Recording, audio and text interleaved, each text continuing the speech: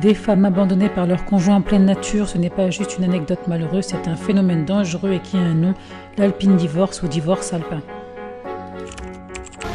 I hate him so much. Si on en parle maintenant, c'est parce que les témoignages comme cette vidéo vue plus de 22 millions de fois sur TikTok s'accumulent. The worst Saturday of my life. I could have been at home. En randonnée, la jeune femme explique avoir été laissée seule dans la montagne par son compagnon le jour de la Saint-Valentin. Beaucoup se sont reconnus dans ce récit.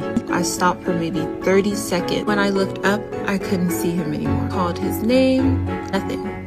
Screamed his name. 30 minutes later, he calls me back and says, "Where are you?" Goes, "Why would you keep walking, you stupid?" And he hangs up. On appelle ça un divorce alpin en référence à une nouvelle satirique appelée En Alpine Divorce de l'écrivain écossais Robert Barr, publiée en 1893. C'est l'histoire d'un homme qui compte tuer sa femme lors d'un voyage dans les Alpes suisses. Une affaire tragique de divorce alpin est survenue en janvier 2025 en Autriche. Un alpiniste est accusé d'homicide par négligence pour avoir laissé sa compagne mourir de froid en haute montagne. Le couple était resté de nuit bloqué de nuit à 50 mètres du sommet qu'il voulait atteindre sous des températures négatives et des rafales de vent à 70 km/h.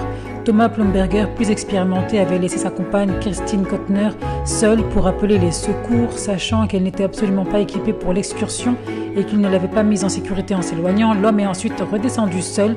Christine Kottner, elle a été retrouvée morte de froid le lendemain. Thomas Plomberger a été condamné en février 2026 à 5 mois de prison avec sursis et à une amende de 9 400 € pour homicide involontaire par négligence aggravée.